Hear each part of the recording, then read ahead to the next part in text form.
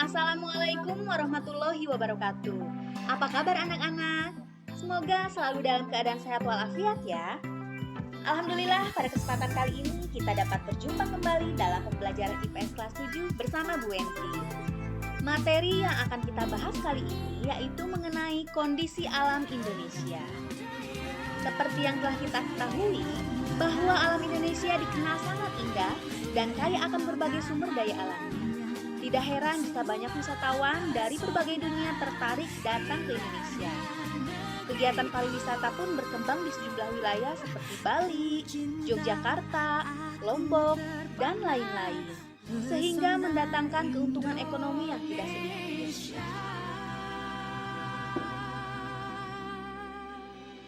Keadaan alam Indonesia dapat dikelompokkan menjadi dua bagian, yaitu keadaan fisik wilayah serta keadaan flora dan fauna. Keadaan fisik wilayah diantaranya terdiri atas keadaan iklim dan keadaan bentuk permukaan bumi atau kondisi fisiografis yang kemudian akan menentukan jenis tanahnya.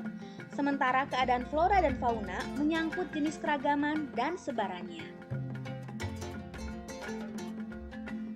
Baik, langsung saja kita bahas yang pertama mengenai keadaan fisik wilayah. Sebagai suatu wilayah, Indonesia memiliki keadaan fisik tertentu. Keadaan fisik tersebut dapat dikenali dari keadaan geologi, bentuk muka bumi, dan iklim. Keadaan fisik akan mempengaruhi corak atau karakteristik kehidupan makhluk hidup yang tinggal di atasnya. Kondisi geologi Indonesia. Pernahkah kalian mendengar istilah lempeng bumi? Ternyata bumi tempat kita hidup ini tidak bulat secara utuh, tetapi terdiri atas lempengan yang bergerak terhadap satu dan lainnya. Indonesia terletak pada pertemuan tiga lempeng tektonik besar, yaitu lempeng Indo-Australia, Eurasia, dan lempeng Pasifik. Lempeng Indo-Australia bertumbukan dengan lempeng Eurasia di lepas pantai Sumatera, Jawa, dan Nusa Tenggara. Sedangkan lempeng Pasifik bertumbukan dengan Eurasia di utara Papua dan Maluku Utara. Selanjutnya, tumbukan lempeng tersebut kemudian membentuk rangkaian pegunungan yang sebagian menjadi gunung api di sepanjang Pulau Sumatera, Jawa, Nusa Tenggara. Selain terbentuk pegunungan dan gunung api, tumbukan antar lempeng juga menghasilkan fenomena gempa bumi. Gempa bumi terjadi karena lempeng yang saling bertumbukan kemudian menghasilkan getaran yang sampai ke permukaan bumi. Indonesia merupakan salah satu negara yang sering mengalami gempa bumi, terutama pulau-pulau sepanjang pertemuan lempeng Sumatera, Jawa, Nusa Tenggara, Maluku, dan Sulawesi. Gempa yang terjadi dapat dibedakan menjadi gempa tektonik maupun vulkanik. Gempa tektonik adalah gempa karena pergerakan lempeng tektonik, sedangkan gempa vulkanik adalah gempa yang terjadi karena adanya aktivitas kegunung apian. Gempa bumi dapat menimbulkan bencana lainnya yaitu tsunami. Goncangan akibat gempa bumi membuat gerakan tanah di dasar laut, sehingga menimbulkan gelombang. Ketika sampai di pantai, gelombang tersebut semakin besar dan menimbulkan bencana tsunami. Selain gempa bumi, Indonesia juga rawan akan bencana letusan gunung api. Gunung berapi adalah lubang kepundan atau rekahan dalam kerak bumi, tempat keluarnya cairan magma, gas, atau cairan lainnya ke permukaan bumi. Ciri gunung berapi adalah kawah atau rekahan, yang sewaktu-waktu gunung berapi tersebut dapat meletus. Di Indonesia, sebagian besar gunung berapi tersebar di sepanjang Pulau Sumatera, Jawa, sampai Nusa Tenggara. Gunung berapi juga banyak ditemui di Pulau Sulawesi dan Maluku. Beberapa gunung berapi di Nusantara sangat terkenal di dunia karena letusannya yang sangat dahsyat, yaitu Gunung Berapi Tambora dan Krakatau. Selanjutnya mengenai bentuk muka bumi. Indonesia terdiri atas belasan ribu pulau, baik yang berukuran besar maupun yang berukuran kecil. Jumlah pulau seluruhnya mencapai 13.466 buah. Luas wilayah Indonesia mencapai 5.180.053 km persegi, terdiri atas daratan seluas 1.922.570 km persegi, dan lautan seluas 3.257.483 km persegi. Ini berarti wilayah lautannya lebih luas daripada wilayah daratannya. Jika kamu perhatikan, keadaan pulau-pulau di Indonesia tampak adanya keragaman bentuk muka bumi. Bentuk muka bumi tersebut dapat dibedakan menjadi dataran rendah, dataran tinggi, bukit, gunung, dan pegunungan. Selanjutnya mengenai kondisi iklim Indonesia. Indonesia berada di wilayah tropis. Apa yang menjadi ciri daerah beriklim tropis? Ciri iklim tropis adalah suhu udara yang tinggi sepanjang tahun, yaitu sekitar 20 derajat Celcius. Di daerah iklim tropis, tidak ada perbedaan yang jauh antara suhu pada musim hujan dan musim kemarau. Secara umum, keadaan iklim di Indonesia dipengaruhi oleh 3 jenis iklim. Yang pertama, iklim musim atau muson. Yang kedua, iklim tropis. Dan yang ketiga, iklim laut. Iklim musim atau muson dipengaruhi oleh angin musim yang berubah-ubah setiap periode waktu tertentu. Biasanya satu periode perubahan adalah 6 bulan. Kemudian iklim tropis terjadi karena Indonesia berada di daerah tropis. Suhu yang tinggi mengakibatkan penguapan yang tinggi dan berpotensi untuk terjadinya hujan. Sedangkan iklim laut terjadi karena Indonesia memiliki wilayah laut yang luas sehingga banyak menimbulkan penguapan dan akhirnya mengakibatkan terjadinya hujan. Materi selanjutnya yang akan kita bahas yaitu flora dan fauna. Indonesia memiliki keanekaragaman flora dan fauna atau keanekaragaman hayati yang sangat besar. Bahkan keanekaragaman hayati di Indonesia termasuk 3 besar di dunia bersama-sama dengan Brazil di Amerika Selatan dan Zaire di Afrika. Besarnya keanekaragaman hayati di Indonesia berkaitan erat dengan kondisi iklim dan kondisi fisik wilayah. Suhu dan curah hujan yang sangat besar memungkinkan tumbuhnya beraneka ragam jenis tumbuhan. Persebaran flora di Indonesia. Flora di Indonesia ternyata dapat dibedakan menjadi 2 kelompok besar, yaitu Indo-Malayan dan Indo-Australian. Kelompok Indo-Malayan meliputi kawasan Indonesia Barat. Pulau-pulau yang termasuk ke dalam kelompok ini adalah Sumatera, Kalimantan, Jawa, dan Bali.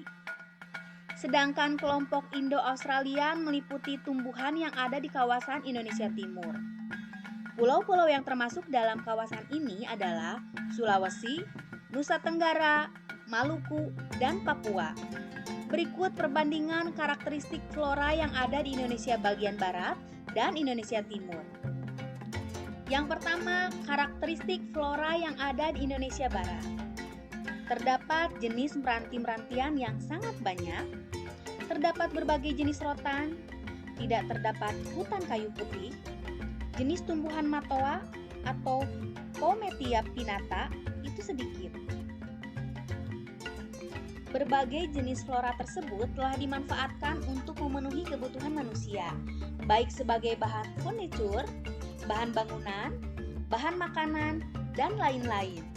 Sebagai contoh, rotan banyak dimanfaatkan sebagai bahan utama pembuatan kursi, meja, dan perabotan rumah tangga lainnya. Berbagai jenis kerajinan dihasilkan dengan memanfaatkan bahan dari rotan.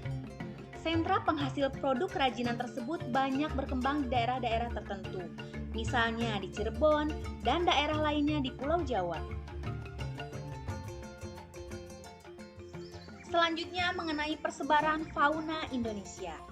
Fauna Indonesia dapat dikelompokkan menjadi 3 corak yang berbeda, yaitu fauna bagian barat, fauna bagian tengah, dan fauna bagian timur. Garis yang memisahkan fauna Indonesia bagian barat dengan tengah dinamakan garis Wallace. Sedangkan garis yang memisahkan fauna Indonesia bagian tengah dan timur dinamakan garis Weber. Fauna bagian barat memiliki ciri atau tipe seperti halnya fauna Asia, sehingga disebut tipe asiatis. Sedangkan fauna bagian timur memiliki ciri atau tipe yang mirip dengan fauna yang hidup di benua Australia, sehingga tipe tersebut disebut tipe australis. Sedangkan fauna bagian tengah merupakan fauna peralihan yang ciri atau tipenya berbeda dengan fauna asiatis maupun australis. Faunanya memiliki ciri tersendiri yang tidak ditemukan di tempat lain di Indonesia. Mari kita bahas satu persatu ya. Yang pertama, fauna Indonesia bagian barat. Fauna Indonesia bagian barat atau tipe asiatis mencakup wilayah Sumatera, Jawa, Bali, dan Kalimantan. Mamalia berukuran besar banyak ditemui di wilayah ini, seperti gajah, macan, tapir, badak bercula satu, banteng, kerbau, rusa, babi hutan, orang utan, monyet, bekantan, dan lain-lain. Selain mamalia, di wilayah ini banyak pula ditemui reptil, seperti ular, buaya, tokek, kadal, biawak, bunglon, kura-kura, dan lain-lain. Berbagai jenis burung yang dapat ditemui diantaranya burung hantu, gagak, jalak, elang, merak, kutilang, dan sebagainya. Ada juga berbagai macam ikan air tawar seperti pesut atau sejenis lumba-lumba di Sungai Mahakam. Selanjutnya yang kedua, fauna Indonesia Tengah atau tipe peralihan. Wilayah fauna Indonesia Tengah atau disebut Pulau Wilayah Fauna Kepulauan Wales mencakup Sulawesi, Maluku, Timor, dan Nusa Tenggara, serta sejumlah pulau-pulau kecil di sekitar pulau-pulau tersebut. Fauna yang menghuni wilayah ini antara lain babi rusa, anoa, ikan duyung, kuskus, monyet hitam, kuda, beruang, tarsius, sapi, dan banteng. Selain itu terdapat pula reptil, amfibia, dan berbagai jenis burung. Reptil yang terdapat di daerah ini diantaranya biawak, komodo, buaya, dan ular. Berbagai macam burung yang terdapat di wilayah ini diantaranya maleo, burung dewata, mandar, raja udang, rangkong, dan kakatua nuri. Kemudian yang terakhir adalah fauna Indonesia bagian timur. Fauna Indonesia bagian timur atau disebut tipe australis tersebar di wilayah Papua, Halmahera, dan Kepulauan Aru. Fauna berupa mamalia yang menghuni wilayah ini antara lain kanguru, beruang, walabi, landak irian, kuskus, pemanjat berkantung, kanguru pohon, dan kelelawar. Di wilayah ini tidak ditemukan kera. Di samping mamalia tersebut terdapat pula reptil seperti biawak, buaya, ular, kadal. Berbagai jenis burung ditemui di wilayah ini diantaranya burung cendrawasih, burung nuri, raja udang, kasuari, dan namudur. Jenis ikan air tawar yang ada relatif sedikit. Keanekaragaman flora dan fauna Indonesia tentunya perlu kita syukuri dengan menjaga dan melestarikannya.